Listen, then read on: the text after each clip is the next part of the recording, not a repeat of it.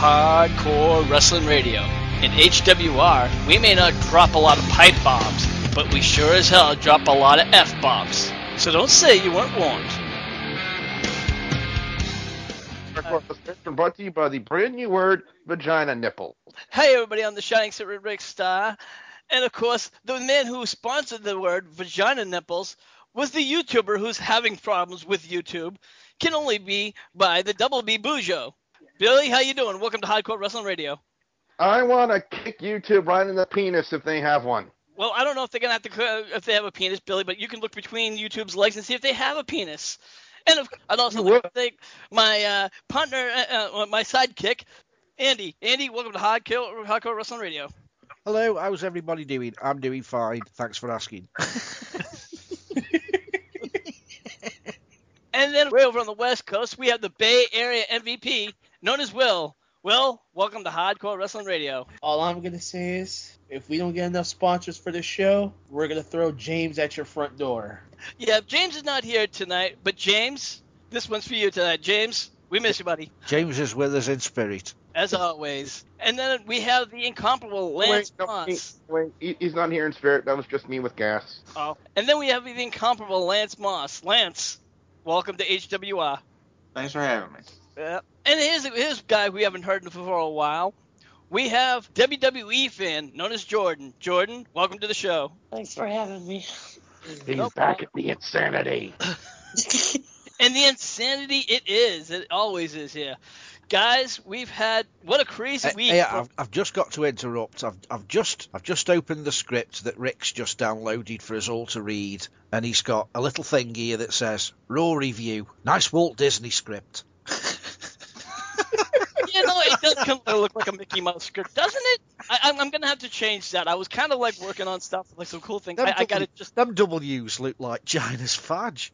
And then what does China's fudge look like? Actually, as Billy loses his, supper, breakfast, lunch, and probably maybe even dessert, if he's had it. Me, I always have dessert. Yeah, well, since we get on to the Raw review, guys, this past Raw was an incredible Raw. Wouldn't you agree, Billy? It was a really good Raw, full of a lot of good spots. I did read some information pertaining to Daniel Bryan, as it turns out he actually was legitimately injured during that match, and that's why they actually stopped it like that. So for all of you guys out there thinking it was a work, I'm going to tell you this right now, it was not.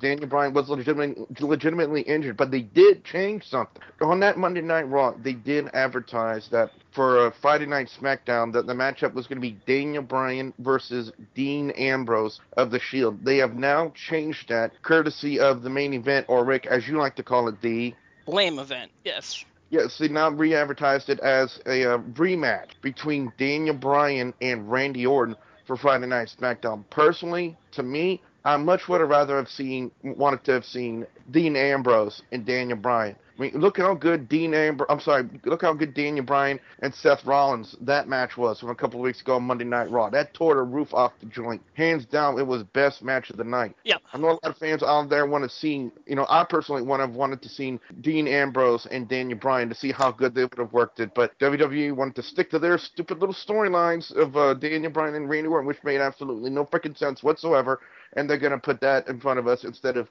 a potentially match of the year candidate in Dean Ambrose and Daniel Bryan. Yeah, well, I kind of wanted to get to that in a few minutes right down the road, but you brought that up, and I think that they did that for probably another reason. They were possibly talking about Randy Orton. They were thinking about even doing a Randy Orton, the Randy Orton and Daniel Bryan. They were supposed to do some kind of a heel turn or some kind of like a feud somewhere down the road. But I guess, as you said, things change, especially because of the Stinger and something else down the road. But Andy, you know what? As Raw opened up, we saw CM Punk come right out the gate as a full-blown face turn, and Alberto Del Rio do the heel turn right off the bat. What were your thoughts? Wasn't really sure what to make of CM Punk's face turn, but Alberto was pretty obvious with the match that he had on the pay-per-view. It was pretty obvious it was going to be a heel turn, and before he opened his mouth I knew it was going to be a heel turn, because when he was a hated heel before, he came down in his suit, not his ring attire. and he came down with his suit on. So as soon as everybody walked from behind the screen, I thought, he's going to insult the crowd and get them riled up, and lo and behold, he did. He did. I give the oh God, I can't even speak. I'll give the bloke credit. He can actually pull a heel and face turn off very well. He's done it, 2 or 3 times now, and each time he's done it, it's worked. No, you're talking about CM Punk, not Alberto Del Rio. No, Yeah. Alberto Del Chico. Alberto Del Rio, I prefer him as a face than a heel, I must be honest. I think his character is more of a face than a heel. Although he does pull off a heel very well. But I guarantee it won't be long before he's a face again, because I think he's a better face than heel. Since you saw the opening segment and stuff, what are your thoughts? Would you prefer Alberto Del Rio as a heel or as a face? I would keep Del Rio now as a heel because if anybody paid attention since he was the champion when he beat Big Show in the Last Man Standing match, I mean, it was okay for a while, but I just don't think he was over with the crowd. I mean, I would see other wrestlers get more pops than that. And I mean, Del Rio, good wrestler, but I just don't see him really popping off like Ziggler or Punk or Cena for that matter.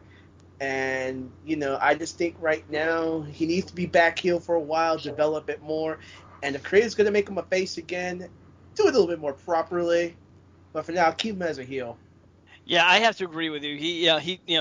His pops were short term. They didn't have the longevity as other people do, like I said. So we moved on. Wade Barrett was set to defend his match. I believe it was against Curtis Axel. I'm sorry, he was about to try to go for his rematch. Thank you, rematch. However, that didn't happen. We saw the return of Christian. He's been gone for just about well over a year. And, Lance, what were your thoughts about seeing Christian back? Finally.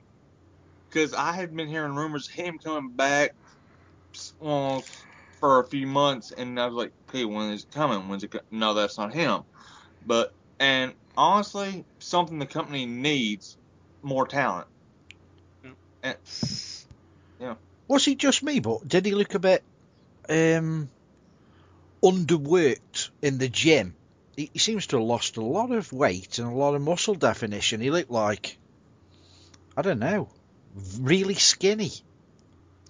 I have to agree with you there. Yeah, I think that I think Christian didn't look really that great. Hey, dude, you want to come on Skype right now? We're recording Rick's show. I have to agree with you. Yeah, so there's something about Christian that wasn't 100%. He kind of looked like he was just, for a man that should have been back to 120%. Yeah, he beat off a guy Andy, that you don't really care for, which was, I think was, Wade Barrett, which you don't like.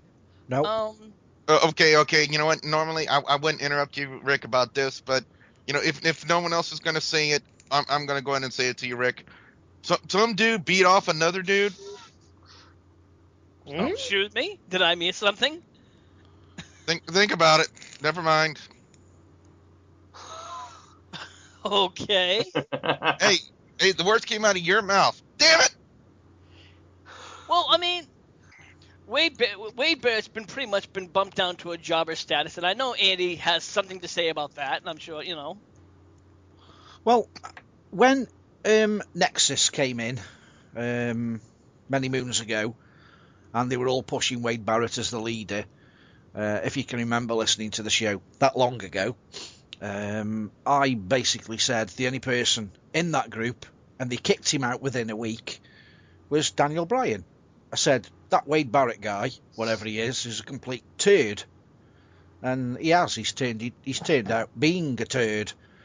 They use the excuse, the reason why they're not pushing him is because he injures everybody. Maybe he does injure everybody, but he's wank at what he does. The man has got no talent. He can wrestle, that's about it. There's nothing good about the guy. He's got no gimmick that sells.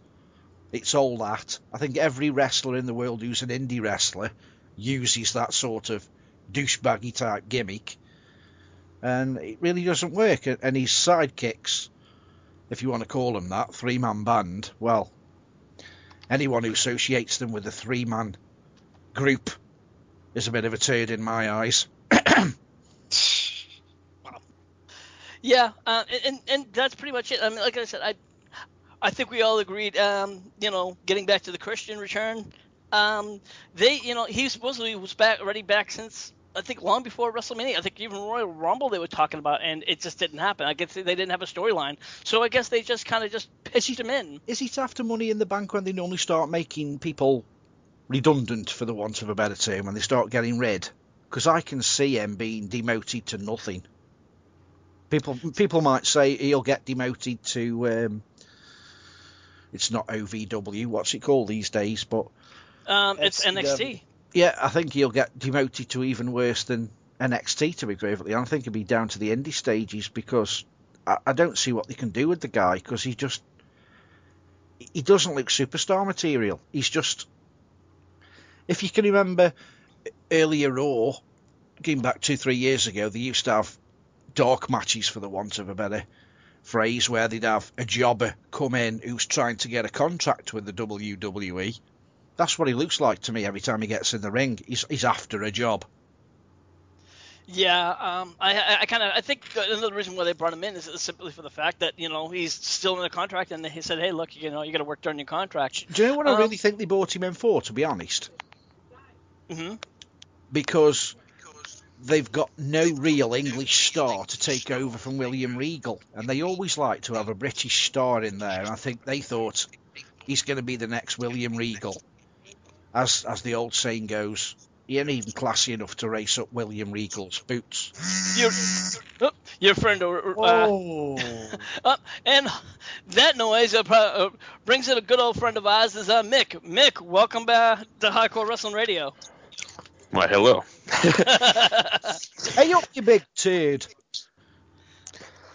Not much. Just happened to not be on the toilet today. Oh, long time no hear. I nearly spit out some Sunkist. So, Mick, we're talking about Christian's return. What were your thoughts about him being coming back to WWE? Do you think he was even necessary or even significant? Well, I've been waiting for it for a long time, but at the time... So's Vicky Guerrero.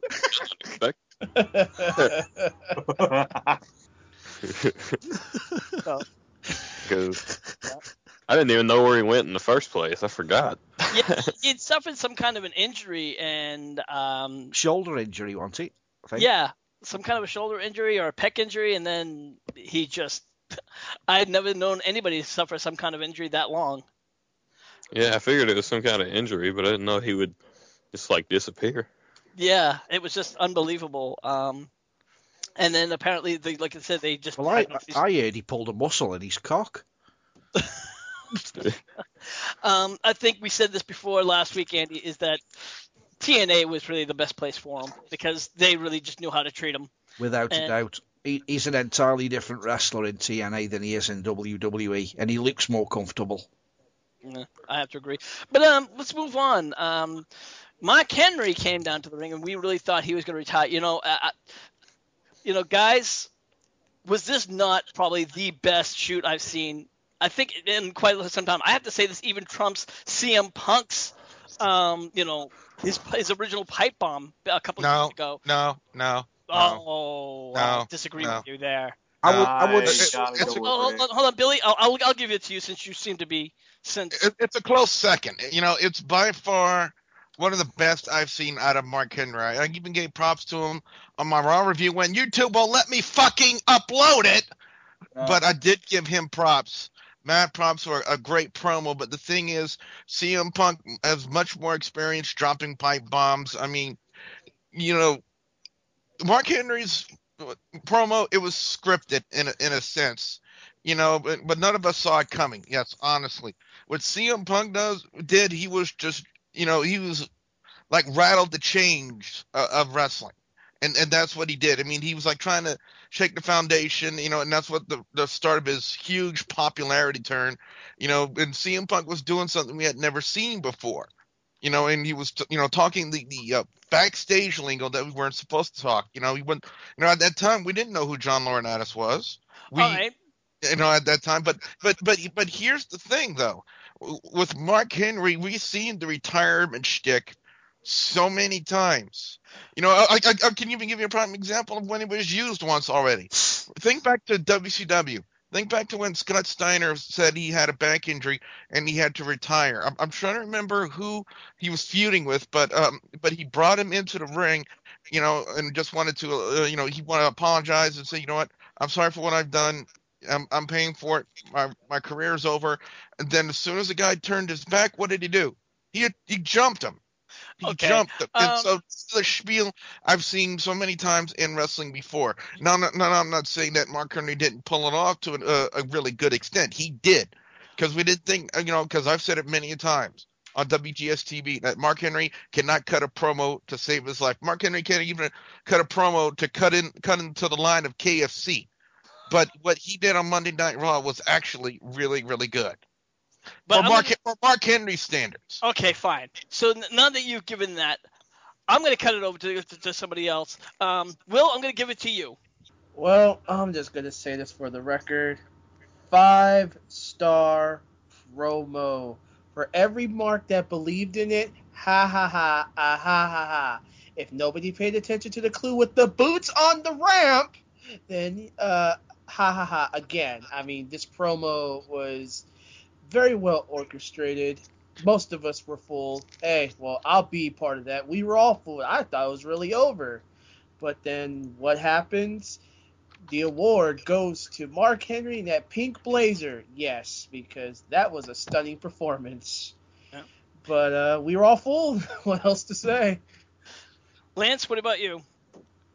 5-star performance, and the Academy Award goes to Mark Henry. While I have seen the retirement angle done pretty much the same way, the thing that came to my mind was Sandman returning to EC, doing the fake retirement and Kane living hell out of somebody. But yeah, 5-star execution of it. Jordan, we haven't really heard much out of you. How about you? What are your thoughts? I thought. And you can't say he's fat and black because we know that already.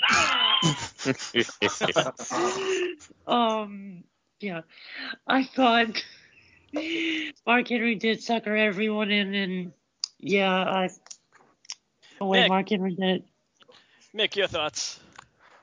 I didn't actually watch the promo, but I have to point this out. If somebody that big is wearing a pink blazer, I don't think anybody notices the boots.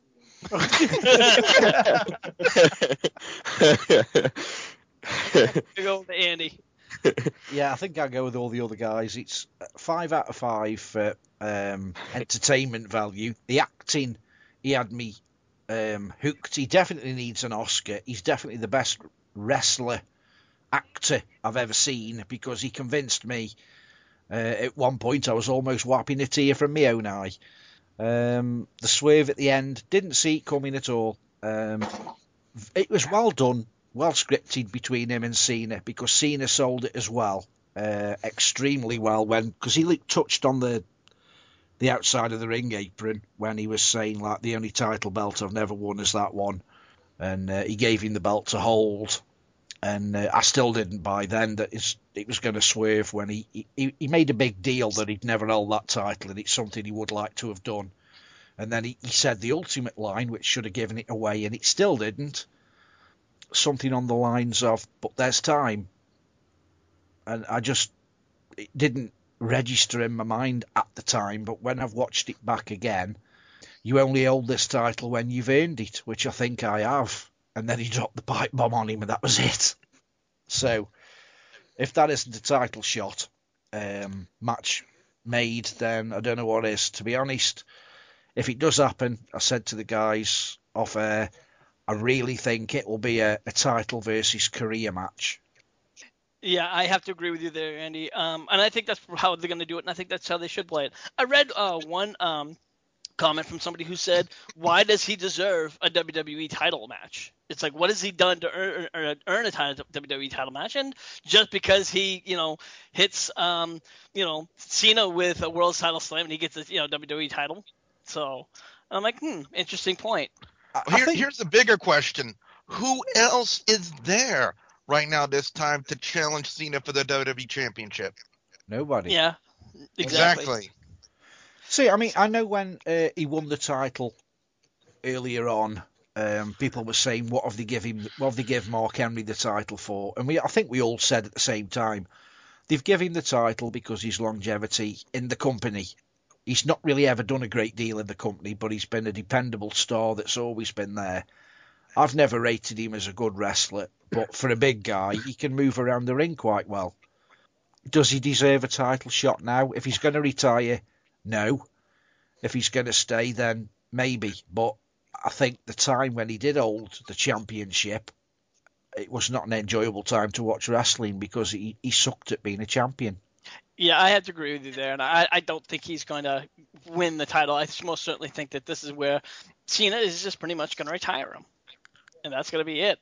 And that's how I think it should be. I don't think as much as Mark Henry has done for the company, I don't think he should. The only thing that worried me is he said when the challenge was put out there, he wants to stick his foot up Cena's arse now, or his boot up Cena's arse. Now, I think he's going to have quite a difficult job to get his foot up Cena's arse, because Cena's got quite a small arse for a bloke his size, but he'd have more chance of sticking his foot in China's fudge.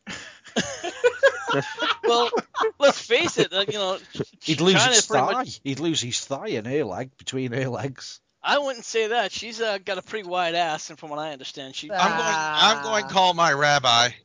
I've heard when China bends down in the shower to pick up the soap, everyone says, "Who turned the fucking light off?" Couldn't save the soda that time. That's what she said. Moving on, let's talk about the main event. And this, of course, was a great main event on several different reasons. We had Hugh Jackman. Oh, I'm sorry, that was CM Punk. Oh, okay, I thought it was Hugh Jackman on crack. I thought you said Hugh Jackman. Yeah. I was going to say, I must have blinked. Yeah. Hey, those mutton chops are boss. Yeah. I'm sorry, but CM Punk's new look has got to go. I'm sorry, that's fucking crazy. So CM Punk versus Alberto Del Rio. Now, the match itself was a good match, nothing spectacular, but it was more the ending of the match is how it really ended, of course, because Del Rio was getting his ass kicked, and what does he do? Like most heels in the WWE, and this is something I want to talk about too. Most heels, what is it? As they start losing, they leave the ring and they run out of the ring like a bitch. I don't get this. It's something I've talked about so many times over on my channel, Rick. It's playing to the fact that, you know what, the heel's job there is to get the fans to hate him. And what did the fans want at that time? They wanted him to be in a fight and get his butt kicked by CM Punk. Alberto Del Rio deprived the fans the opportunity of seeing that happen, and therefore placing more heat on himself and his gimmick for that to happen. I know, and I get that fact, but it's such an overdone. It's overdone so much, and I'm not hating them because there's an old saying, if it ain't broke, don't fix it. No, but it is broke. But it's starting also to break. They play the same record over and over again, and guess what? You want to take that record and you want to break the fucking record. Yeah, they want to break that record and change it for a CD these days. Exactly. Actually, vinyl's coming back. Actually. It is according to Vince. But anyway, so as he's backing out like a little bitch, what happens? Dolph Ziggler comes out and attacks the fuck out of him and beats the shit out of him. He launches himself like Superman at him. Super Ziggler. And just beats the hell out of him. There's like 5 people just pulling him away. So I'm trying to figure it out. Andy, what do you think? Do we not see another face turn? We saw heel turns and face turns. Yeah, there's too many. There was too many on the night. You just couldn't take in what was going on. There was just too much happening. And I don't know why they need to change people from face to heel to face all the time. Just stick with the bloody gimmick and that's it. Mickey Mouse doesn't turn into a bad guy halfway through a bloody Walt Disney movie. So why do people have to keep chopping and changing? It really annoys me. It annoyed you. I think it was a good thing to kind of, change change everything around.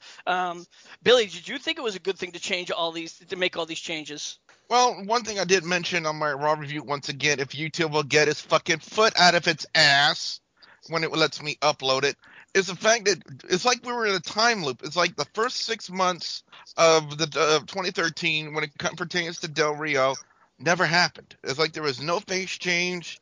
There was nothing happening. It's Del Rio just reverting back to his original character. And it's like CM Punk never turned heel at the end of last summer when he was getting ready to face The Rock. It's like none of that stuff happened. None of that mattered. With Dolph Ziggler, I think fans have been wanting a change.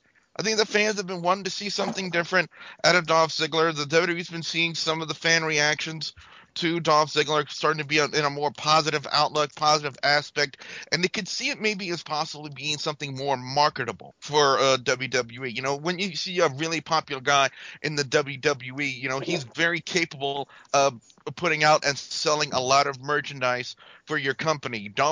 We've been seeing a lot of Dolph Ziggler merchandise.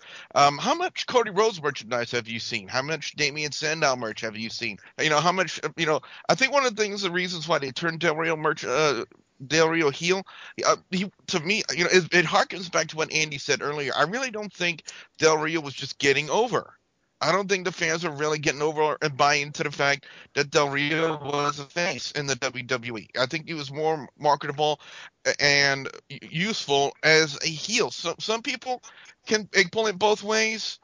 Some people can do it like that, and some people can't. And I really think Del Rio just really couldn't pull it off. There are some instances where, yeah, he did do some good stuff as a face, but he just really wasn't selling it for me.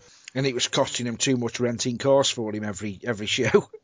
Will, over to you. What were your thoughts about all these changes?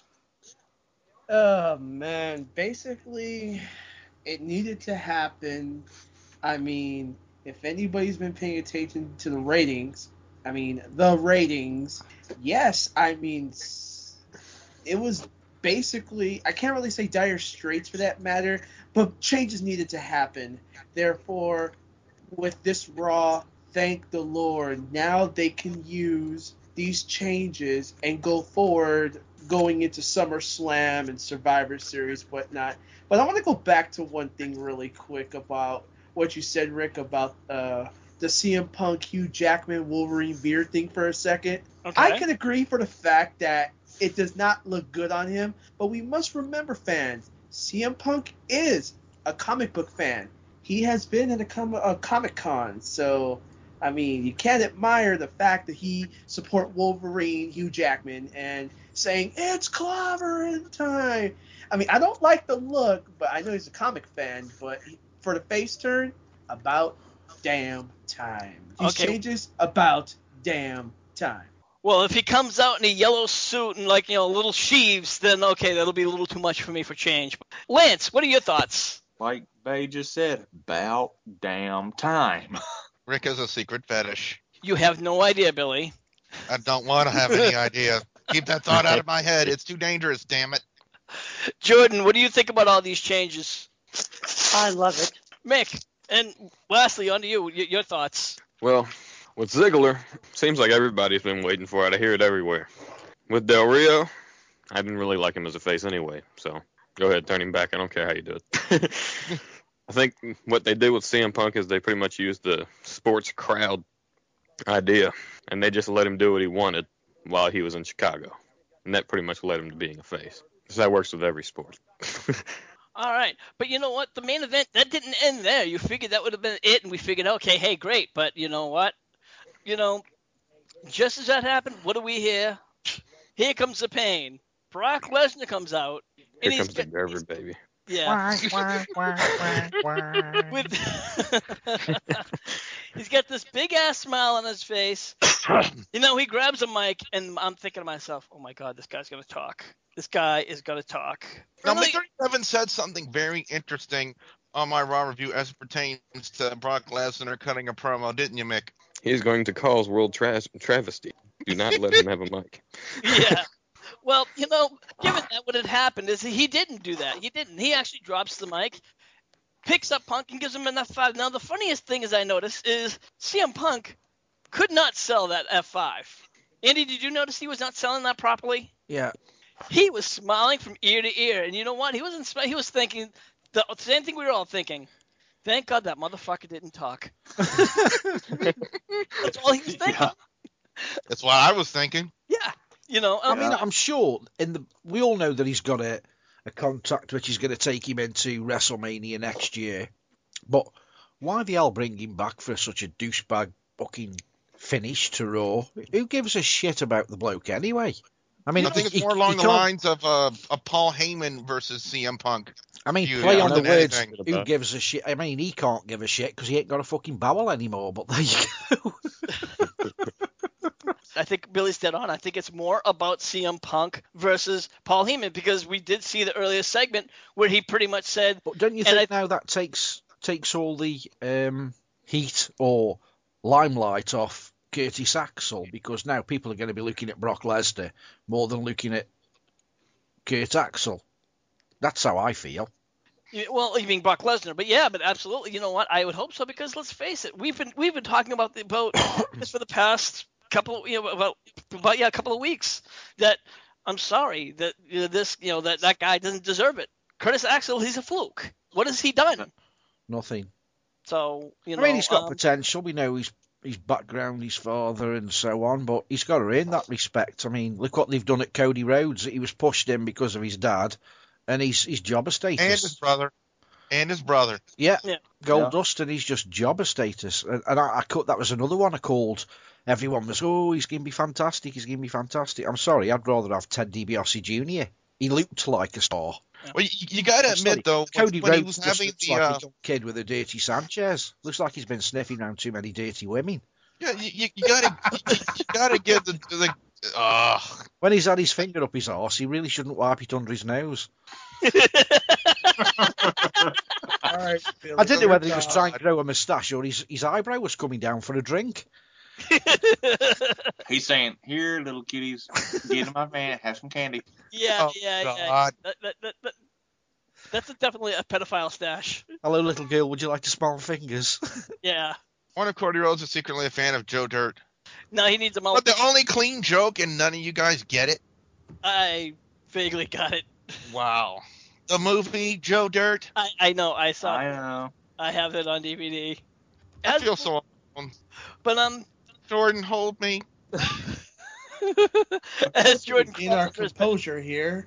Now there was one other segment on Raw that I did want to talk about, and Billy did kind of jump on, and he was talking about Daniel Bryan getting the sting, getting stung, and the match ending early during the Randy Orton Daniel Bryan match, and I guess during after the match, Daniel Bryan actually went back and he actually got in a heated argument with Triple H. What do you guys think about this? Do you guys think this is a kayfabe, or do you think this is just, some legitimacy to this? Bullshit. I think it was just all to make a storyline. All right. Will, your thoughts? Well, how can I put this respectively? Yes, I know now that they're gonna have these doctors out there and everything else, make sure the wrestlers are okay, and I mean, Daniel Bryan did look pissed as shit because the match was over. I don't know if this is a storyline or Triple H is just trying to prevent, serious further injuries happening to the wrestlers. I mean, I would have loved the match to go even further, but, he did state on WWE.com exclusive that he has the final say on everything because it could have been a lot worse. But kind of glad he didn't get injured. Good match, but there could have been a serious injury here. And that sound means somebody's Hot Pockets is ready to go. And I'm not talking about Billy's vibrator. But no, I mean, but Damn it. I mean, I'm kind of glad that Dr. Michael Sampson, the WWE doctor, was there at the match because it did look like Bryan's back landed on a spot that most of us couldn't even recover from. That's paralysis and more, Rick, and that was kind of gruesome to watch. You know what, Billy? I'm going to ask you this one question, right? Now that the WWE is having doctors, do you think? I think we can all agree that it's a wise idea. But do you think that's more of Triple H's thoughts, judgment, or do you think that's Vince's judgment call? I think it's Vince's judgment call. I think Really? it's Vince's probably seen a lot more of this than Triple H has. Granted, Triple H has been really active in the wrestling, but something as bad as that, I really got to figure, Vince probably saw that and recognized right off the bat, that this could potentially be a stinger or something even worse. So I got to, but I'm reading a report right now. They're saying, well, let me read this word for word. This is from PWInsider.com. They're saying that the match between Daniel Bryan and Randy Orton was called off for real and was not part of the storyline yesterday. The call was made after Bryan suffered a stinger following the missile drop kick on Randy Orton. The site also adds that Bryan was pissed backstage and expressed his anger towards Triple H for stopping the match in the gorilla position, which resulted into a loud argument. The two eventually cooled down their jets afterward, and Triple H explained that they were protecting him and didn't want him to get hurt. The original finish of the match was supposed to be Bryan winning against Orton. So he was supposed to win that match cleanly, no less. Mick, that Orton, actually, if you realize that, how do you think this affects things? That depends where they were going with him forward, because they lost already with the titles. Kane lost. So, well, depending on what you were going to do with the two of them later on, I really wouldn't be able to judge that. Getting back to the McMahon-Helmsley thing, I mean, obviously they're bringing the Helmsleys and the McMahons back in, and that's not the only issue. Stephanie was also been playing a strong role as she came to the returned to the ring. AJ Lee was in the middle of the ring gloating about her victory after she won Payback, and Stephanie came down, pretty much told her that she had to start acting more like, a champion. As she started getting on her rant and told her how she could pretty much, take that title away from her, and she could not even be working here if Stephanie really wanted her. Well, what happens? Caitlyn comes out with a whole bunch of, other divas, and all of a sudden, Stephanie walks up to her and says, "Listen, I'm going to give you, a pass, but don't ever let that happen again." And this is what happens. After that happened, they sent a few, few tweets to each other, and it said, "Hey, at Stephanie McMahon, you want to know something? You're pretty scary, but I'm scary until we meet again." And then Stephanie said, "Careful what you wish for." Again, they seem to really be bringing a lot more. That's why I'm seem to wondering that the Triple H, Daniel Bryan argument is more kayfabed, because we saw a lot of the Triple H, Stephanie, and of course even Vince is getting into it with the Vicky Guerrero, telling her to do one thing, and then Triple H is telling her to do another thing, and then Stephanie's doing another thing. Guys, you know what, Lance? I'm going to give you your thoughts. Would you happen to agree with me, or do you think that this is just a coincidence? I think it's about as that whole argument thing is about as believable as Triple H actually passing out during the match with Curtis Axel. Thanks a lot. Now, Billy, giving out all those factors, would you happen to agree that that's all kayfabe, or would you think that those are some of that's legitimized? I have one more. Go ahead. The only person Daniel Bryan takes out frustrations on is obviously Justin Roberts. Oh, damn. Wow. He did get fired at first for choking him out this time. Yeah. Just had to get my input. Fair enough. So I heard somebody call my name. So, what about that, Billy?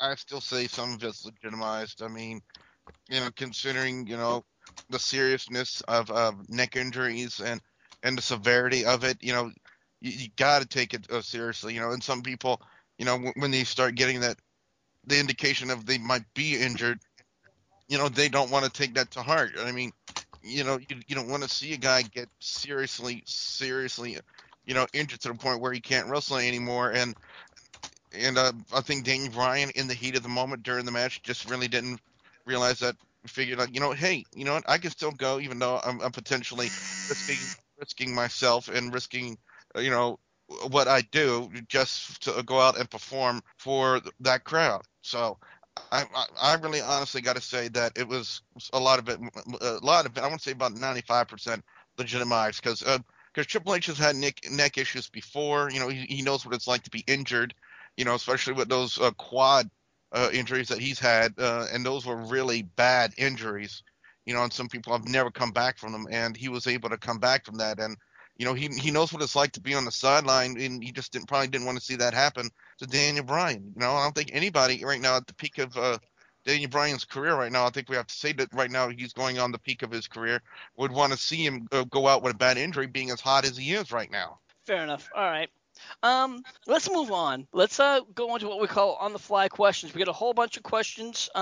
We have one question that we had on our Facebook page. That's facebook.com/Hardcore Wrestling Radio. And one of the questions was, who was the most overrated performer in WWE history? And Andy, I'm going to start off with you. I'm sorry, I was miles away then. I'm just having a conversation. I'm trying to organise something for next week. Sorry. Most overrated performer in WWE history. Most overrated performer. I'm not going to change my mind. I've had 24 hours to think about it after we had a conversation last night, and I'm still going to go with Andre the Giant. Andre the Giant. Wow. All right. Billy, I'm going to bring it over to you. Most overrated performer. Michael Cole. Lance. During his heel run. During his heel run. All right. Lance. Goldberg. And Jordan. Jordan, buddy. No, I was laughing about what Lance said. I said, who's next? And Lance said the unemployment line. Oh. And mine is, and I quote, Michael Cole when he was heel.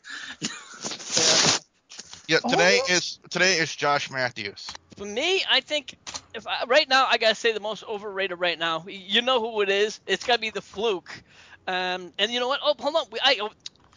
Hold on, guys. I've got some exclusive news. 1 second. Go ahead. Exclusive news. We've got Axel Rotten on the show. Definitely guaranteed next week. Ladies and gentlemen, for those of you who are listening, Hardcore Wrestling Radio will have former ECW performer Axel Rotten right here on Hardcore Wrestling Radio.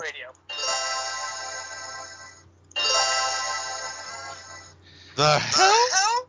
And that special tone was given to you by our very own Bay Area MVP. All right, and I guess it's my turn. Yes, I'm probably going to be on the bandwagon on this one, and it's going to have to be none other than, yes, brother, Hulk Hogan. Hulk Hogan? Yes, I'm sorry. There's no other way to put it. It's Hogan. Wow. That was going to be one of mine. Brother. While we're talking about him right now, let's see what... with the Facebook page, because we did have it on our Facebook page. One person said, easy one, Fandango, and that was Don. Bradley said, Jeff Hardy.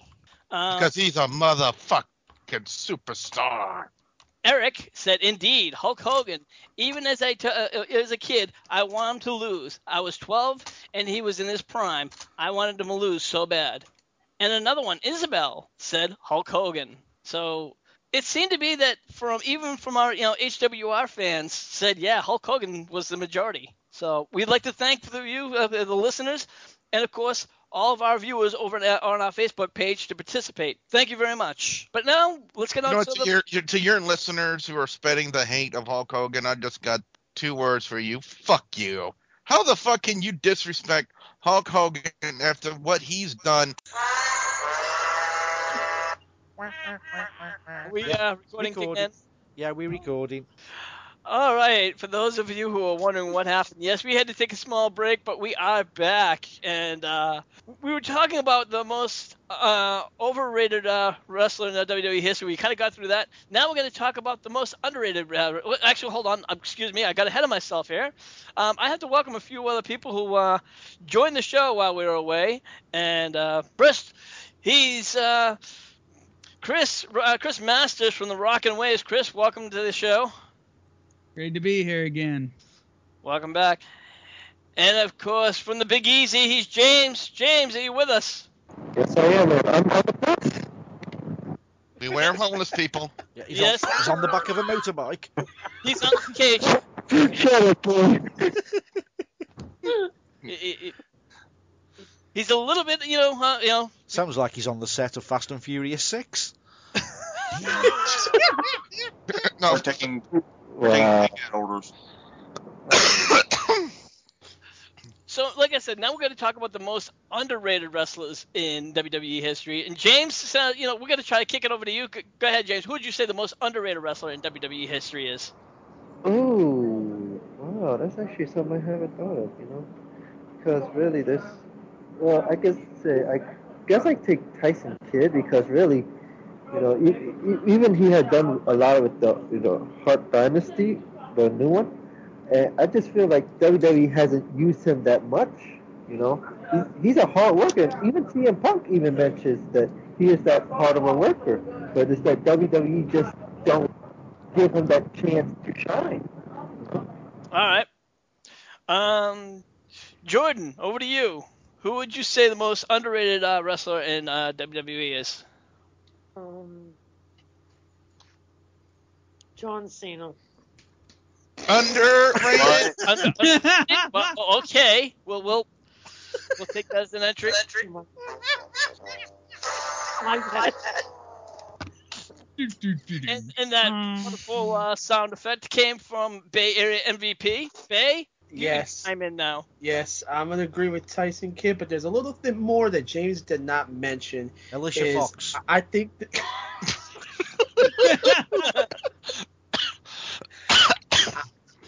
I think the WWE is not going to utilize Tyson Kidd's utilize his skills is because, like James mentioned, he is a workhorse. I know currently, as we're all speaking here on the panel, he is injured, but he is scheduled to be back. Hopefully by... He's bonking Natalia. They're getting married. Talk about an injury I would like to have. That fan is Billy not keeping up his composure. But I could see Tyson Kidd as a future United States champion or Intercontinental champion. And in my book, I'm going to sit with James on the bandwagon. He's underrated. Very, very, very good wrestler. I just think WWE needs to utilize his skills and just put him out there more. When he gets back, push him for a run. Why not? He deserves it. You know what? I'm gonna put that the underrated wrestler on the back burner because you did bring up a very good point about Tyson Kidd. Tyson Kidd right now injured, and for a while, let's say he has been underrated. He has not been utilized. But do you think when he's returned, do you think he could be brought back into possibly used a better, possibly maybe even get a good push? I believe so. Take that, have him go against Curtis Axel. Get that belt off the Fluke. I'm sorry, I can't hold that in any bit longer. Get the belt off Axel. Give it to someone who really deserves it. Tyson Kidd. Okay. You know what, Andy? Real quick, who would you say the most underrated wrestler is right now in the WWE? I've got two. Homeboy William Regal. He's an homeboy. And innovator of Extreme Tommy Dreamer. Wow. Amen. I would say neither of those guys have had the push. They've had pushes, don't get me wrong. They've both got very good careers, but I think they could have been pushed a lot more than they were. Especially Tommy Dreamer. I think when Vince took over ECW, he basically douched the product. And just as a thank you to Tommy Dreamer for all the work he'd done, he gave him the title. But the title didn't mean shit by the time Tommy Dreamer had got hold of it. Amen to that. Billy, over to you. Well, honestly, in my opinion, Justin Gabriel. The dude is loaded with talent. He's got so much ability, and they're just squandering it over on Main Event and Superstars. Now, with me having the chance to watch the WWE Main Event, unlike Rick, who refuses to watch it for wait. I have watched it. I've watched it 3 times, and 3 times in a row it sucked. And then I've went back and watched it a couple more times, and a couple more times it has sucked. So. Yeah, but you haven't seen the matches I've seen with Justin Gabriel on there. He has been absolutely phenomenal on Main Event. He's pulled off some really good stuff. He was involved in a good 6-man tag against the Shield tonight on Main Event. But then again, like I said, Wait, the only chance. It was a 3-on-1. No, I said 6-man tag. It was the Usos and Justin Gabriel taking on the Shield, and that's another tag team that I would say is underrated in the WWE, and that's the Usos. I mean, they got the lineage just like Curtis Axel does, and WWE don't even want to recognize that. So if I had two picks, I got to say for a tag team, the Usos, and for a singles competitor, hands down, Justin Gabriel. Well, I definitely have to agree with you that that Gabriel is definitely underrated, without a shadow of a doubt, Billy. But I'll give that to you. Lance, your thoughts? I gotta go Usos. All right, Chris, your thoughts? For tag team, definitely the Usos. I mean, and correct me if I'm wrong. Basically every superstar, when they enter the WWE, gets a small push, and then it's decided whether or not let's push them, or no, let's just let them rot. So for the tag team, I would say the Usos. For singles, though, and you guys might talk shit to me about it, but I would say Yoshitatsu. I mean, I gotta agree.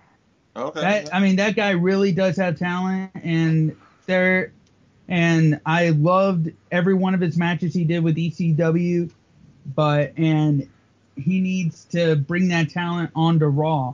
We have not seen it at all. I mean, at least in 2 years? Yeah. So I'll definitely give you that one. And then Jordan, last of it, over to you. Yeah, the Usos.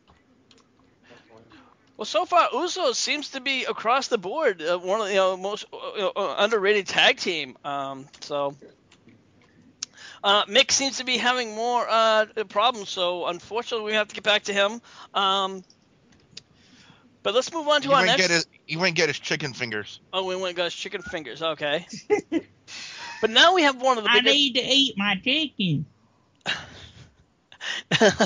Now we have another question, which I really a question I think is a big question.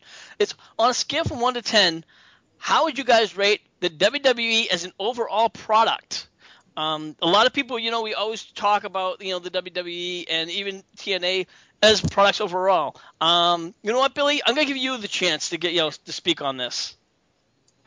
It's very hard to say how you really want to grade a product on a scale of 1 to 10. Now, on a weekly basis, we especially over on my channel, we grade the product, show by show on a scale of just 1 to 5. Never, on a variety of 1 to 10.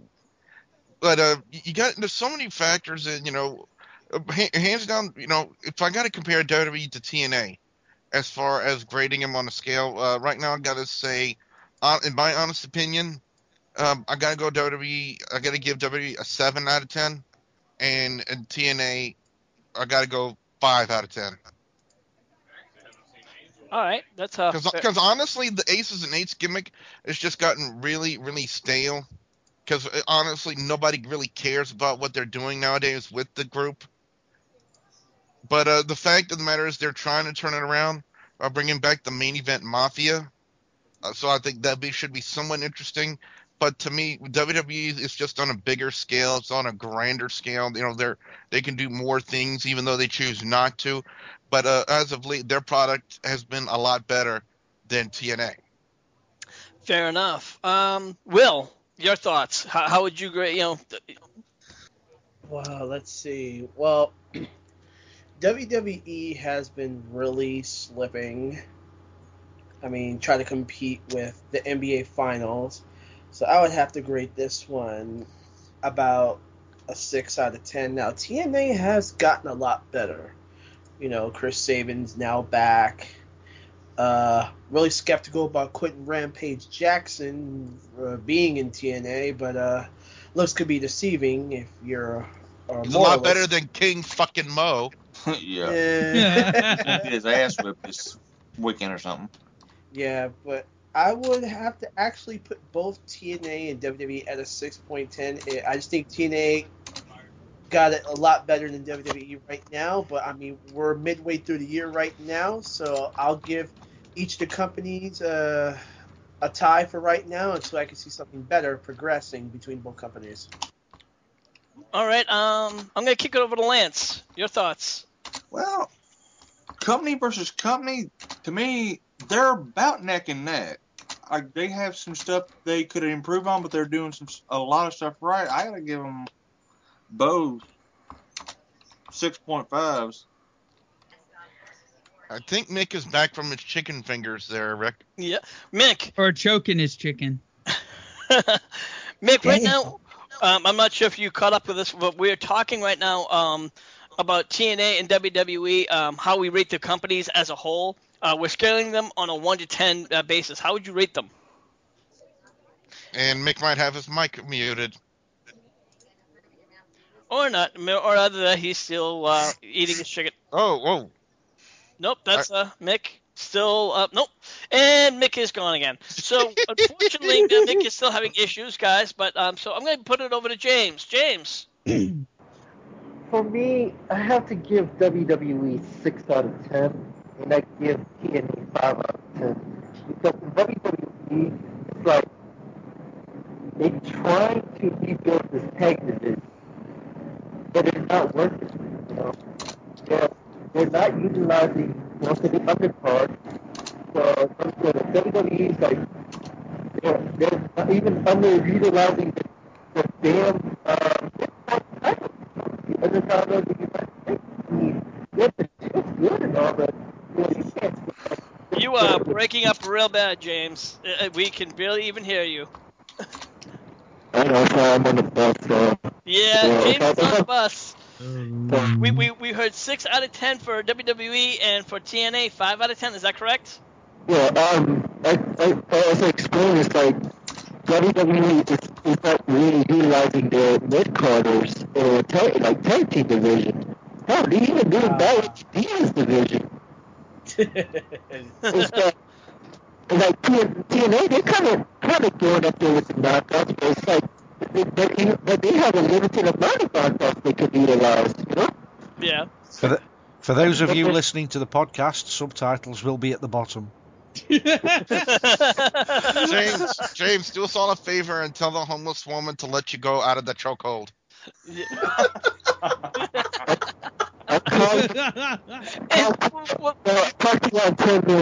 Yeah, we're gonna move over to Chris.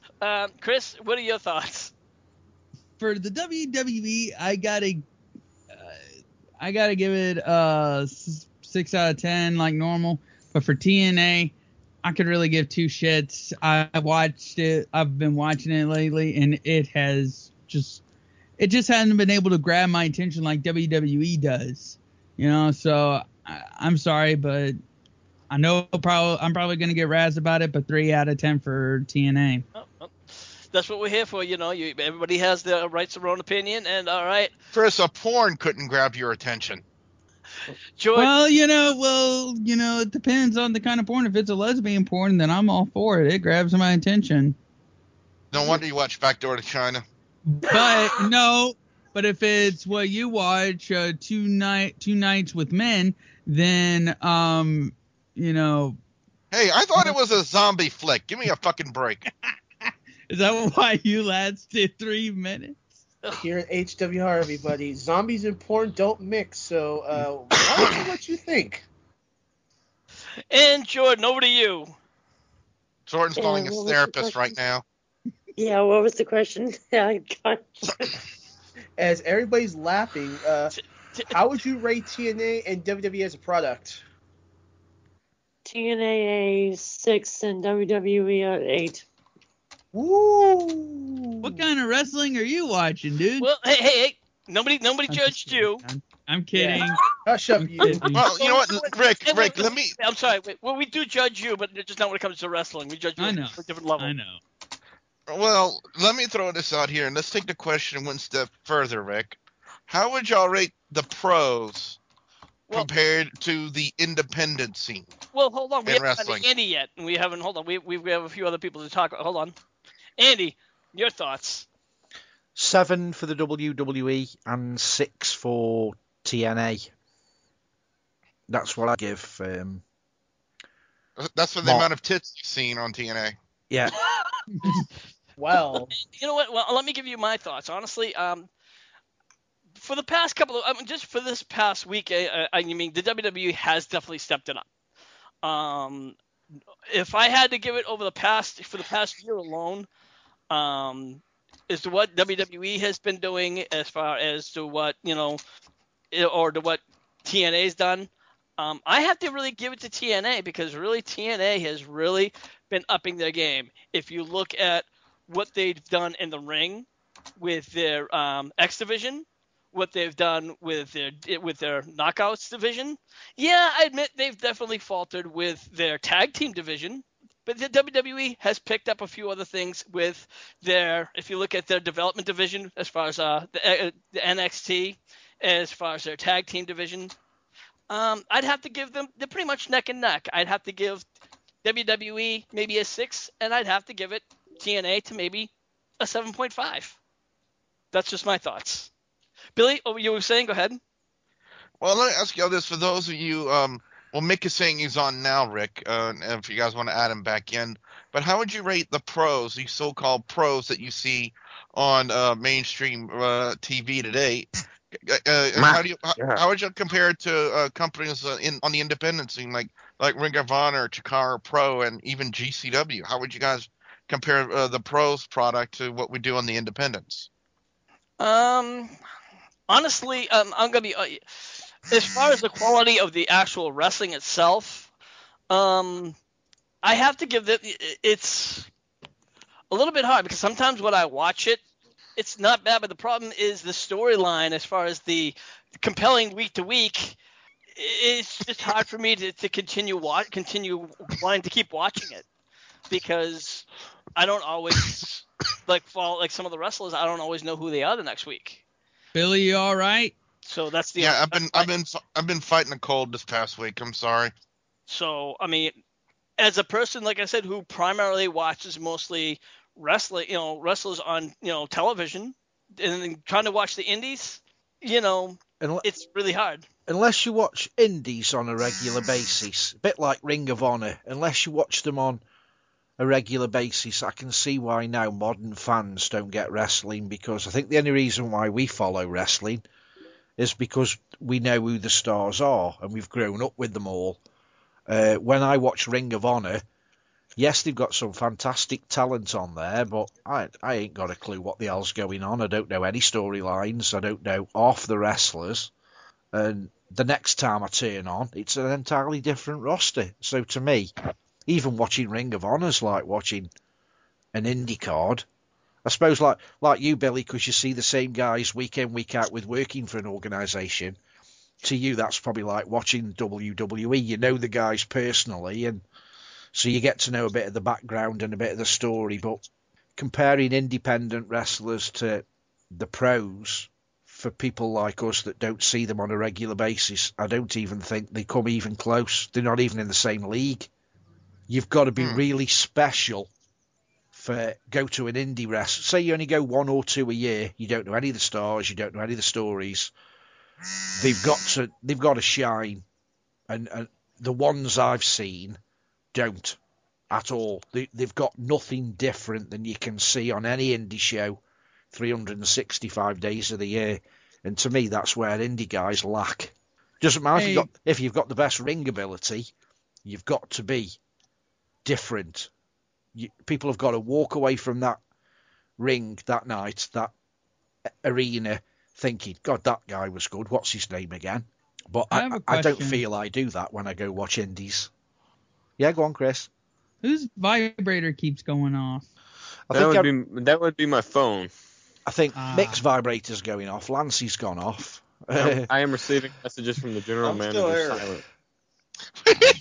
Oh, God. General manager Hornswoggle? Yeah. That's where he's at now.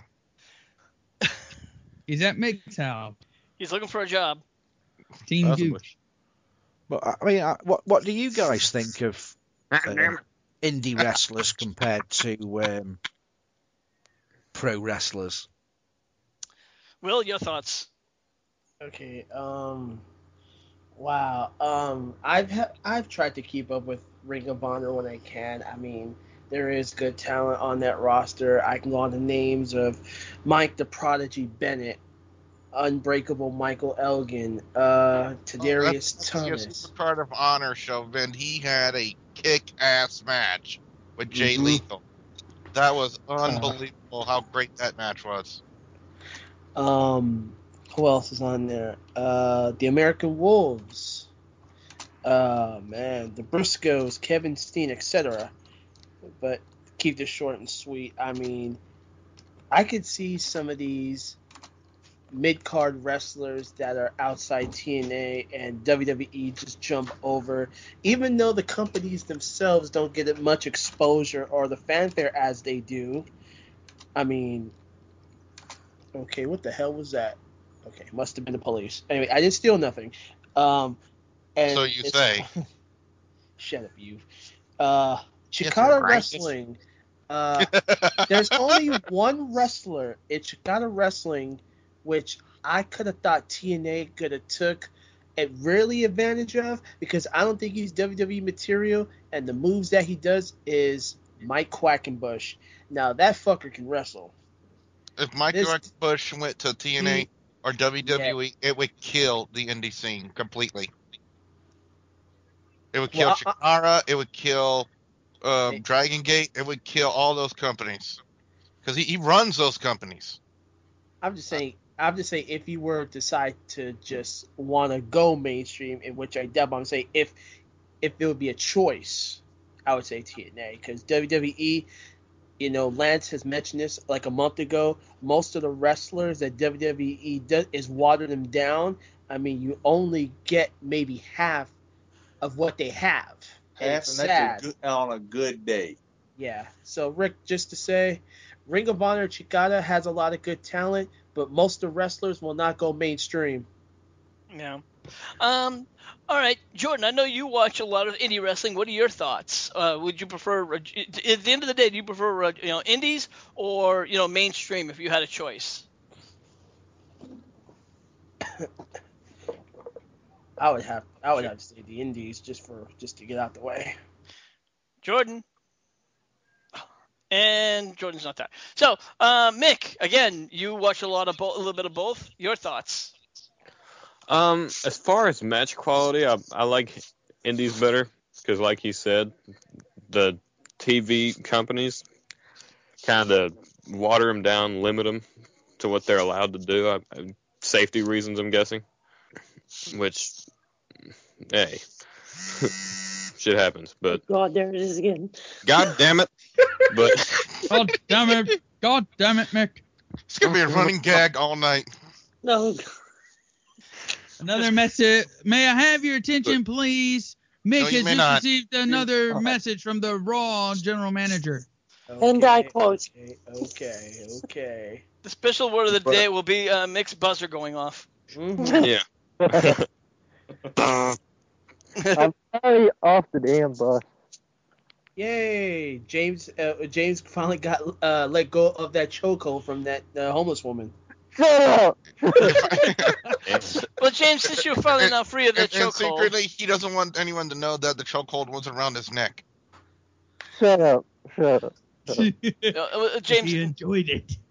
Since we're talking about, what do you prefer? Do you prefer, mainstream wrestling, or do you prefer indie wrestling? For me, yeah, I have to agree with whoever said this.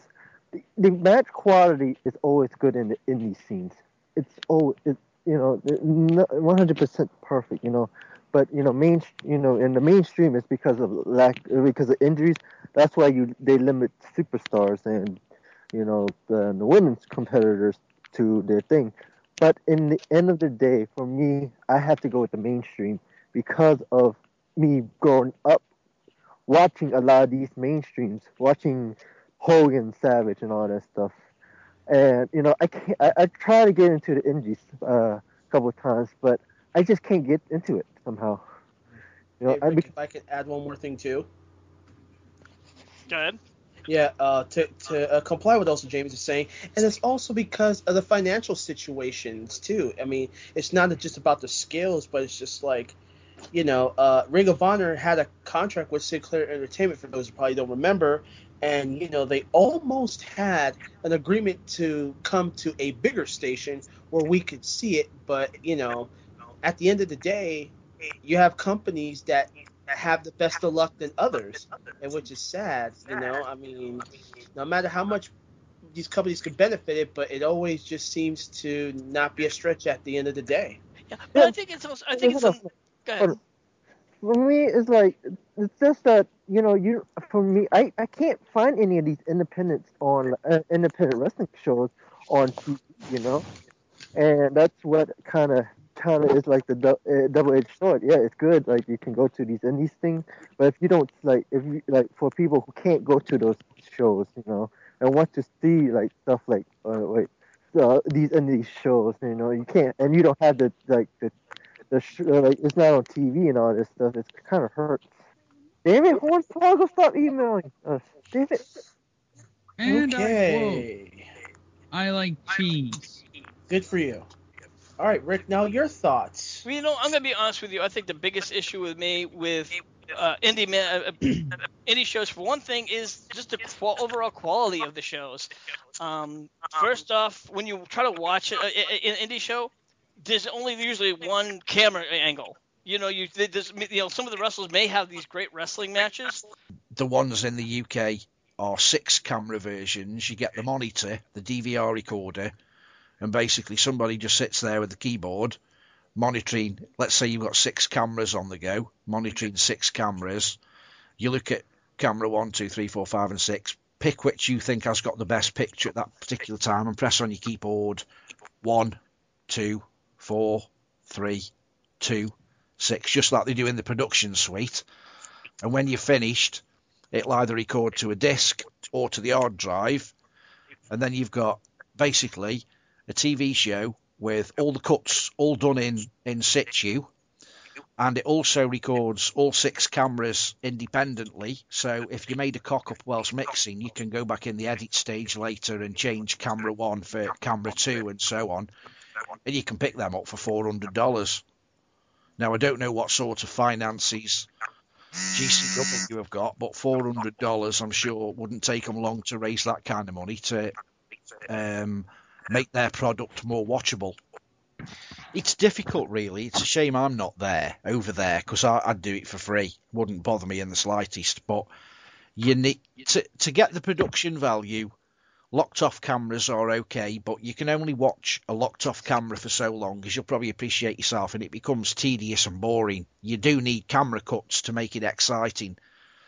You could have 6 locked off cameras, but it would still be boring. You need that movement from the guys round ringside.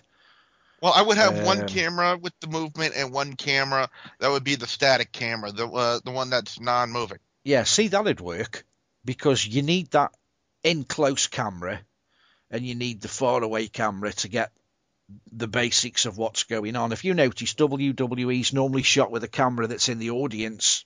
It's only when they've got headlocks and stuff and they're in the middle of the ring or they spill outside that the outside guys pick up the action.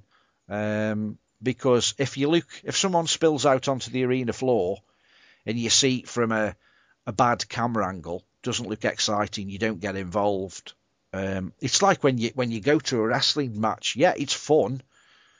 But when they spill out on the arena, if you're sitting down on a chair because people can't see, everybody has to stand up. And if you're short and people are tall, you think, fuck, I can't see anything.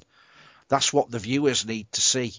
They need to see what's going on. They don't want they fell behind the arena and we can't see what's happening because there's no camera there. I mean, how frustrated did we get when Ryback took John Cena? We all know it's scripted, but he took him through the Titantron, and there was a good 2 minutes before the camera guys got round the back. That we know that's so they could move the crash mats, but it would have been nice to see them fly through the back in the ideal world and actually fall onto the scaffolding. But them are the sort of things that spectators want to see if they're watching it on YouTube. They want to be in on the action, not just like someone sitting in the audience with a mobile phone. because that's what most indies look like. Mobile phone footage, and it does nobody any favours apart from you can see a match that you wouldn't normally see, but it doesn't promote your wrestlers at all. No matter what they think, it does them no favours.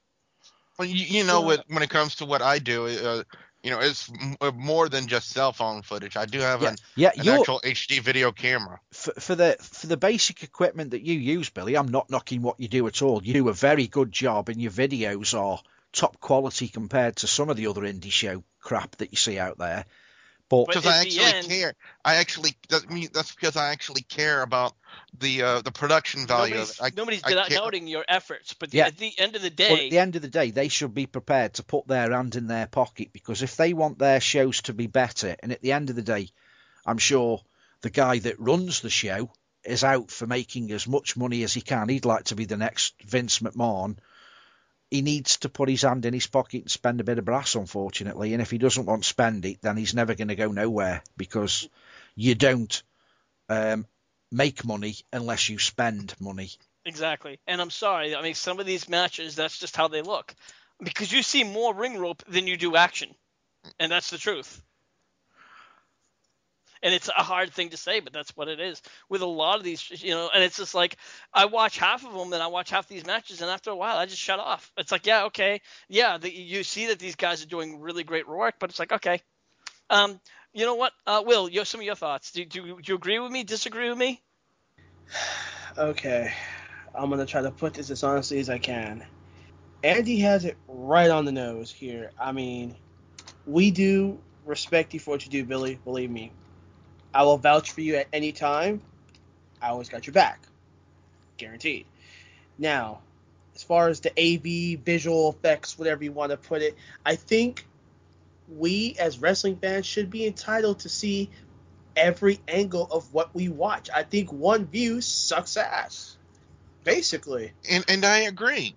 I agree wholeheartedly, which is why I'm trying to upgrade it to a 2-camera angle with AOC. And granted, I want to take it one step at a time. I don't think I want to upgrade from 1-camera angle to 6-camera angles. And keep in mind, we're not talking about just you. We're talking about other, independent wrestlings. I mean, this is something that we're, referring to. If anything, Billy, the product that you produce with the basic facilities that you've got deserves a 10 out of 10. And I'm not just saying that because you're here. It does. Compared to other indie groups, you are the WWE. Yeah. Your production value, your videos, your entrance videos that you knock together, can't really fault them. It's just a shame that you've not got better facilities. And that's not down to you to buy. That's down to them to buy. They are the organisation. You don't get CM Punk saying, I'd like more cameras in my match because I want to see him when I put him in a headlock, so I'll buy 6 cameras. That's Vince's job, not CM Punk's job. Or an expansion to what needs to be in place so it could be a better environment for everybody. Because when I was talking to Cody says, well, we were thinking of getting a production team in, but they charge £50 a cameraman. Well, you think if you do that every week and you're charging, or you're paying $50 for $50 for 2 camera guys each. That's $100. In 4 weeks, you could buy your own equipment and do it yourself. Yeah. Looking at it, I mean, if they are prepared, which he gave the impression, or spoke to whatever the guy's name is that owns it,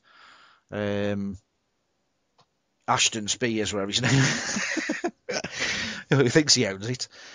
They are more than happy, if needs be, spend $100 to hire 2 guys every week, but they're not prepared to spend $400 to buy their own kit, and once it's paid for, they've never got to pay for it again. Because I'm sure they'd find people like you, for a free entrance to the wrestling, they could point a camera and stand ringside. You don't need any professional camera skills to point a camera at a couple of wrestlers running around a ring. Yeah, if they have got skills, it's far better, but anyone that can hold a camera still is better than nobody. It's certainly better than a static camera on a tripod that cannot follow the action. Yeah, absolutely. We're going to move on right now because Lance had a couple of questions that he wanted to bring into the group. Lance, over to you. Okay. how did you become interested in professional wrestling? I'm going to let you start off on that one.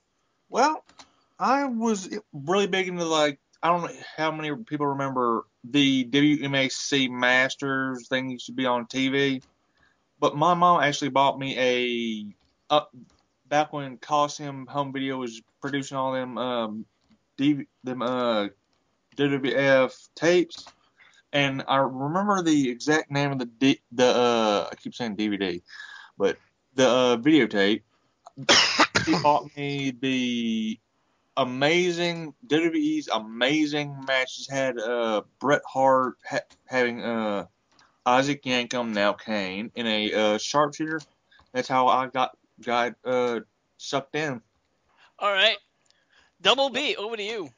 We was actually watching the very first Royal Rumble match on pay-per-view.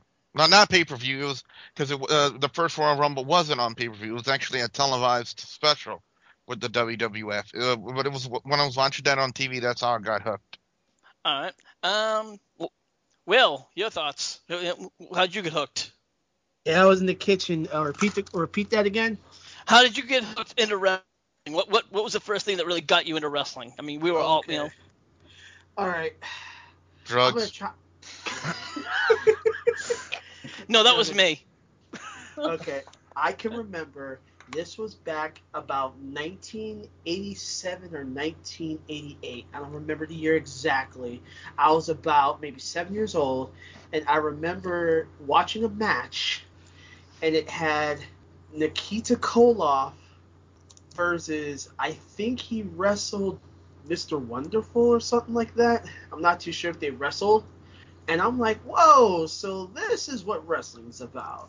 And to be very honest with everybody here, wrestling was the first sport I really watched before football, baseball, and basketball. Gotta be honest here. Basketball's not a sport. In Billy's mind, folks, basketball does not give cervical injuries.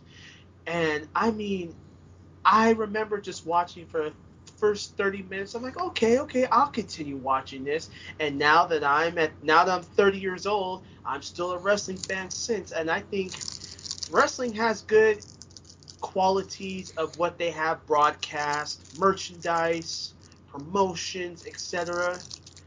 I mean, I'm not going to take it away from the other pro sports, but I just think wrestling could expand to its greater limits, but how much greater limits? So, yeah, 1987, Koloff versus Orndorff, and I liked wrestling ever since. And that match was on a small-ass TV, folks. The TVs in the late 80s sucked. Yes, they did. Yes. Rick, on that note, I'm afraid I'm going to have to bid you guys an early goodbye because I have appointments to go to tomorrow morning. All right, real quick, Billy, where can everybody find you at? On youtube.com/WrestleGamer, I'm introducing a brand new video game series that the people over in Germany will get the stick out of their ass. And what game is that? The Last of Us. Yes, and I know that you've been really bragging about that game. So thank you, Billy, for coming on, and we appreciate you hanging out with us. All right, guys, y'all have a good one. Take care, And Billy. you. Good night. Later. Later. Yeah, I think. Now, Sorry, the thing that got me interested in wrestling was an accident. Now, I'll tell you a quick story. When I was round about 6 or 7, my mum and dad had arranged for a family friend to look after me while they were going to a wedding, and for unforeseen circumstances, the lady that was supposedly looking after me had an accident in the kitchen and scalded herself. So at like 2 hours notice, mum and dad were going out to a wedding. Young Andrew here had got nowhere to go, so it was quick, ring up his grandma and see if the last minute she could have him. And they rang up my nan, and she said, yeah, no problem. She says, but you know, I go wrestling on Saturdays. It was the local independent wrestling company every Saturday at a place called the Victoria Hall. And my dad says, yeah, I'll just have to do because we've got nowhere to put him otherwise. So hence I got my little coat on and toddled off round to my nan's, and she paid for me to get into an independent wrestling show. And this guy came out in the ring, first time I'd ever seen wrestling in my life, by the name of Kendo Nagasaki, who is the Hulk Hogan now of the UK. Came out with all the kendo gear on, and I was blown away. I thought, this guy's awesome. And from then on, I've watched wrestling. And if someone said to me, who is your all-time favourite wrestler, even to this day, because it's the first wrestler I ever saw, it's got to be Kendo Nagasaki. Now, I know a lot of people in the US get confused because there was a wrestler from Japan called Kendo Nagasaki, but it's not that guy. It's the English Kendo Nagasaki, who was, in my opinion, the best wrestler God ever put breath in. Nobody even comes close to the guy, in my opinion, but it's people have this thing on you when the very first time you see something, it's like your very first girlfriend. They're always your first love, and I just fell in love with the guy the moment I saw his ring attire, and I thought, I want to be that man. Jordan, over to you. It was 1999 when I was first watching it, and I guess my brother got me hooked on it because the first time I kind of cried because I guess it was too loud when the volume was up. And I guess one day I started watching it with my brother, and And he was dancing like it was 1999. No, I'm sorry. Oh God. Okay. Yeah, ever since 1999, I've been watching wrestling, so that's how I got hooked in it. And is he still on the bus man? James, over to you. I am at home, thank you. Oh, you have made it home. You made it home alive. Yay. How did you get hooked? It's more on family for me. It's like my brother. It was my brothers, my parents were hooking to watching wrestling, and and I don't remember the first time, but I was like around 1996 with I think WrestleMania 12 was when I really was interested. But then I guess I really got interested when I actually went to one of the house shows later on that year, if I remember correctly. It was the main event was a steel cage match. It was, if I remember correctly, Farouk and The Undertaker in a steel cage match. And really, I got hooked into it. And to this day, I'm the main one in my family, even though I'm the youngest, that watches like a lot of the wrestling and talk to people about wrestling, because I'm just that hooked, just growing up with the Attitude Era, the NWO, and all that, that's how I got hooked. Well, I'm going to tell you guys how I got hooked, and believe it or not, it was similar to Andy. It was pretty much like accident. It was on accident. My friends and I was hanging out with my friends, and his mother, believe it or not, was a huge wrestling fan, and of course I was only 7 or 8 years old, and I was always hanging out, and she was watching the tag team match. If I don't remember, remember Mr. Fuji. Now, we all know Mr. Fuji back then was a big-time manager, but also a huge wrestler. Now, I saw him wrestling with a tag team, and he was wrestling the indie. I forget their names. They were wrestling for some tag teams, and she was like, "You watch, these guys are gonna win the title." And they were going back for I guess there was some like a 2 out of 3 fall match. It was supposed to be legendary in the time. It was huge. And I was watching. I'm like, my God, they're beating the hell out of each other. At the time, I didn't know it was. And my friend's like, it's fake. I'm like, no, it's not. I'm like, look at that. They're slamming each other around. They're clotheslining each other. And they're like, just like, and I was hooked. And she's like, it's every Saturday. And she's like, yeah, it's on Channel 56. And Channel 56 is like, local channel. And of course, I started watching, and the first guy that I really got into was Greg the Hammer Valentine. And he was a heel, and of course, I liked it. This is before Hulk Hogan really got big. This is before WrestleMania, anything. And I'm like, oh my God. And I just started watching these matches. I didn't even know who Ric Flair was. This is just. And then I really started getting into the mainstream WWE, with Hulk Hogan, and then, the Roddy Pipers, the Paul Orndorffs. The 80s came in, and that's where I really, really was like, wow. And then I found out that my uncle was a big-time wrestling fan, and all the pay-per-views, we were always into it, and we would watch it. And to this day, he still watches wrestling. But That's it. Lance, what else have you got for us? Okay. Fun little game I got. Kind of, sort of.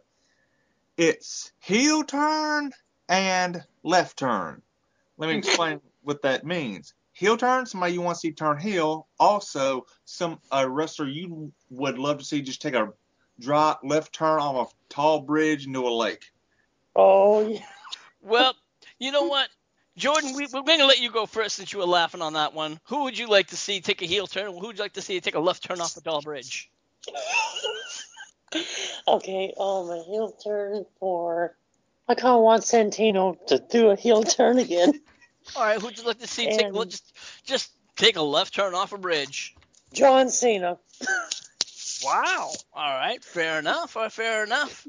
James, over to you. Your turn. Yeah, you're up.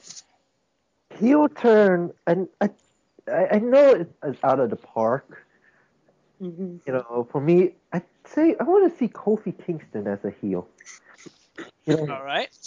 he's like this. He's like kind of like the Ricky the Dragon Steamboat, how he's always a face but never a heel. So I just want to see how he does as a heel. You know, and a left turn, I'm gonna have to go with Heath Slater. You just want him just to go away. Yeah. I can't say I blame you there. Andy, over to you. I don't really, to be perfectly honest, I don't know who I'd like to turn heel that's not already heel.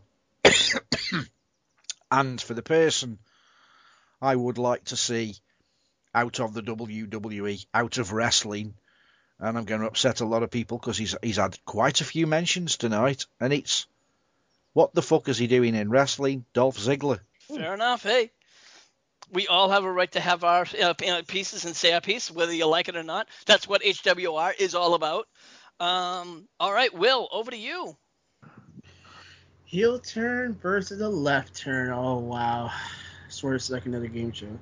For a heel turn, I know that this will probably make your heads roll, but ever since he got into the WWE, he has not taken a heel turn since. But we won't have to worry about it any longer because I don't think he's going to wrestle anymore. I would have loved to see Rey Mysterio had a heel turn.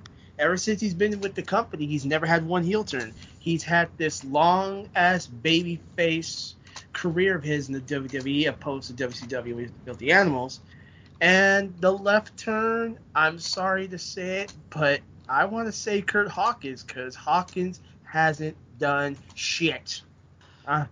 Well, before I kick it over to Lance, let me. I have to concur with the left turn. Yes, definitely, Lance has not done shit. Dude, what? What? You said Lance ain't done shit. What? But as far as a heel turn, I mean, I know, but now as far as a heel turn, who would I like to see turn heel? I don't know if it's something. You know what? I'm gonna just say, John Cena. Because let's face it. I don't think it. The fans keep asking for it. I don't think it will ever happen. I disagree with you there, Andy. I think it will happen somewhere down the road. I think it's going to happen because think about it. He already is a heel to half the audience because of course he is. So he doesn't need to change because nothing will change. See, I agree with you. If he becomes a bad guy and swings a table round and blows everybody's head off and makes everybody bleed every week, that's the only thing that's different. He's already hated by 50% of the wrestling universe, if not more, and loved by the other. So that's a heel. I agree with you what you're saying there. I think he is the only person that carries off both personas. I agree with you what you're saying. He gets heat off the audience, and he also gets the audience love him. So that's a heel babyface. That's a baby heel. Yeah, it's Wiener. And I agree with you there. But what I'm saying is somewhere down the road in his career, I could see him pulling off a heel, a real true heel. And I think he could do it. Not now, of course, because right now, let's face it, he's selling too much merchandise. He's got too much heat with the fans. Like I said, he's over with the fans. All he has to do is just point that mic in the fans. But I think in another maybe 5 or even 10 years down the road, I think he could do it once. That's just my thoughts. See, as I said, I really don't see what they would achieve or how they would make him a heel, because they're never going to get... For a heel to work, fans have got to hate you. And that's not one fan, that's every single fan wants to kill you. When Alberto Del Rio comes on, when he was his heel turn before, you know me as well as anybody. When he used to come on, his gimmick used to get under my skin, and I just wanted his match to finish because he annoyed me. That was his gimmick working very well. He got under my skin. I wanted to see his matches done and dusted very quick because I just hated the guy. I wanted him out of there. That's never going to happen with John Cena. That's how I see it. Could be wrong. I just don't think I will be on this one. I mean, you tell me, you give me an example now of who he could be. You give me a wrestler who he could base his character on, because he would have to change his ring attire, and I don't think that's going to happen because it's basically like Hulk Hogan. Hulk Hogan might have gone from yellow to black and white, but he still looked the same and still wore the bandana. Cena's still going to wear his douchebag shorts and his trainers and his armbands and wristbands, and he's going to look the same, so they can't change his gimmick. His gimmick is John Cena. But you know what? Hold on. You just said it yourself. Hulk Hogan changed his look, but he was still Hulk Hogan. But you know what? It worked. All Hogan did was he just I don't think it did. People say Hulk Hogan, when he was in NWO, was a completely different cat, and he changed. He was still Hulk Hogan. I mean, people that just thought because he wore a black shirt... He didn't change it. You're right. He was no different. He was the same person. To me, he was still a babyface. He got over with the crowd. The only reason why the crowd booed is because that's what NWO wanted you to do. They turned a cheer into a boo. When people booed them, they weren't booing them because they were shit. They were booing them because they were expected to boo, because that's how you cheered for them. Do you understand where I'm going? You're not telling me, because I know you like the NWO. If I can get a word in, I can tell you something. You're not telling me that the NWO weren't over with the fans, so I'm sorry, that's not being a heel. Whether they think they're heels and they go under the biggest heel fraction ever in wrestling, bullshit. They were baby phases who got the crowd to boo them, and that was their cheer. Well, then I guess Ric Flair was a babyface then. Ric Flair's always been a babyface. That he's never been anything other, even when he's played dirty and gouged people's eyes out. He's always been loved by the fans with the woo. So then you tell me, what's the difference between a heel and a face? You explain it to me. What is the difference between a heel and a face? Just because they hate you? A heel is someone who gets heat when they go in the ring, and people want to climb over the barrier and beat shit out of them because they hate the person, they hate the character. Do you want me to tell you who is the perfect heel? Okay. And it doesn't matter what clothes he wears, he could walk down to the ring naked. This guy oozes heel Bradshaw. No matter what they do at Bradshaw, he still comes over as a proper scumbag that would kick your arse. Even now they've put him in a nice clean suit and a nice haircut, shaved his beard, he still comes over as the type of guy that would take his jacket off and kick your arse. A heel is like a biker gang. It's a reputation that you carry for the rest of your career, or until Vince decides to change it. And unfortunately, changing from a heel to a babyface, back to a heel, back to a babyface does nothing apart from irritate fans. I disagree with you. I'm sorry. I think, you know what? Look at CM Punk. It's done miles for CM Punk. But CM Punk, hold on.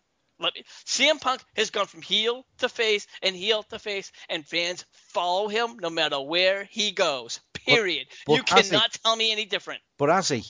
Has he? Yes, he has.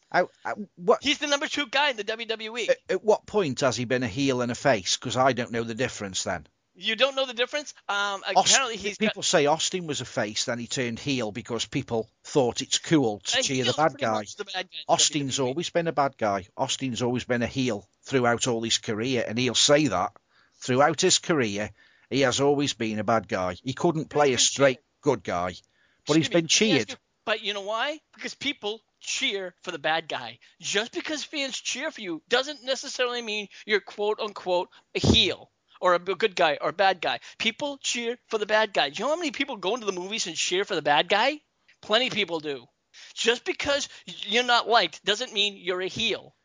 It's what the WWE, it's what wrestling perceives you as. It's like, hey, they're scripting you as. You're being scripted as the bad guy. You're being scripted as the good guy. If you speak to the indie guys, if we'd got one of the indie guys in now, because one of them did a very good interpretation of what a heel is, and heels, when it when it comes down to heels today, the term, in my opinion, heel and babyface should be dropped because they don't mean jack shit. And I'm going to prove a point now.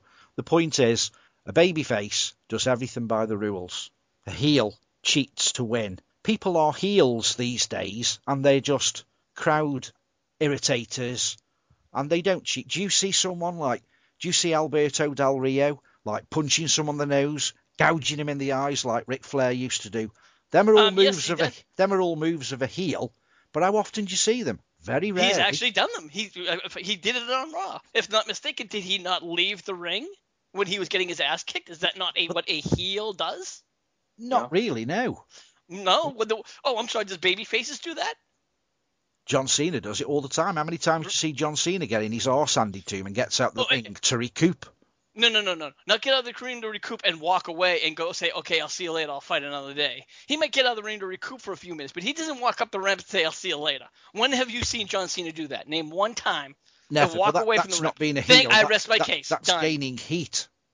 That's nothing to do. Heat as that's a nothing heel. to do with being a heel as or a babyface. That's a heel maneuver. Thank you. You just made my point all this conversation. How many times have you seen a title holder, even when they're I'm sure Chris Jericho's done this. Chris Jericho was not hated at the time. He was a face. He spat his dummy out, refused to fight somebody, and grabbed his belt and walked off. And he was a face at the time. Not this run. It was the run when he eventually lost the title and had to leave. If he doesn't say, look, I'm not going to fight you. If he says, like, hey, I'll fight you, or I'll defend my... He had some match, I can't remember. Maybe it was with Bradshaw. It was with some tough guy, and he sort of came in, had a couple of punches.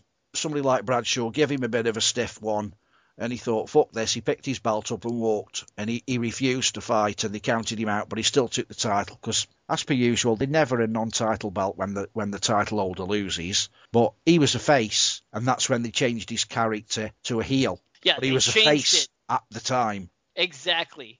But you still proved the point. If he was a face and he did a heel move, it was called a face turn. It was a heel turn. You've proven my point even more. Well, let's get a few other people in thoughts. Me and you've been kind of going back and forth. You know what, Will? What do you think about this? Do you think that do you agree with me, or do you have to agree with Andy on this one? He's fell asleep. He's died. He's lost the will to live. I don't know what else to say. You both make valid arguments here. I mean, I can agree with both of you on both accounts here. I can't even concentrate, fans. I mean, they both make great arguments here, but I mean, us as wrestling fans have to really say what defines a heel from a face, and can we get over with the crowd without pulling certain moves and getting away with it. Like I said, we can go back to Ric Flair. Look what he's done. I mean, shit, all the eye gouging he's done, and I mean, man, and the crowd, love him or hate him, whoa. So, yeah. I mean, both of you equally make your arguments very, very valid here, so I got nothing more to say. You both crack me up over here. Well, this is just how it goes. Real quick, good. James, real thought. Give us your thoughts. It's really hard, really. I agree with both of y'all, because basically what definition of a heel is a bad guy, He's the one that's supposed to use these weapons behind the referee's back, and all this stuff. But then, you got some heels that even though they do all this bad stuff, they still get cheered. Or like, these faces that, these faces that get booed, And it's really hard to define what's a real heel, what's a real face, The definition of a heel is a bad guy. Face is a good guy. Tweeners in between, And as I say, it's hard to define But both of you have made a good agreement. I agree with that. You said that better than me, and it only took you like a millionth of the time it took me to say it. Yeah, I think me and Andy. Well, that's the problem. Me and Andy has always gotten into this heated discussions, and that's what we do here over on HWR. But you know what? We kind of like you got off track here, Lance. You know what? I'm going to ask you just to get back on track. Who would you like to see turn heel, and who would you like to see take a left turn off the off of here? Heel turn, like full heel turn. I'm talking Randy Orton off a damn bridge. Cena. Wow. And there we go. So all right, folks. And you know what? With that, I think we're just going to call it a night because this has been one of the longer shows that we've done here. I'd like to thank everybody who's been here. I'd like to thank Mick. I'd like to thank Billy.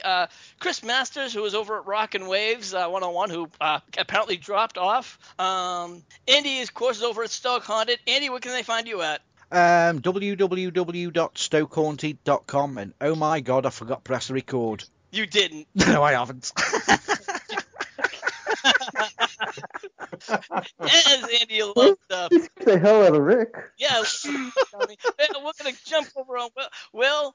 Where can people find you at? You can go Instagib with you and James. Where can they find you at? You just answered the question.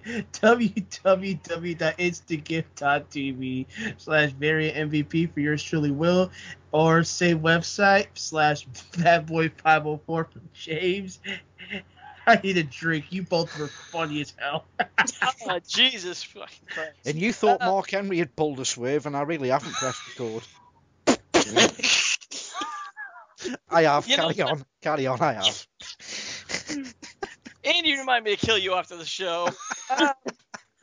We'd always like to thank again Jordan. Jordan, what do you got going on? 21 Jordan fan on YouTube. Check it out. Thanks for coming on the show, Jordan. And then, of course, last but not least, we have Lance, the incomparable Lance Moss. Lance, what do you got going on? Well, at Lance Moss TV on YouTube, I got.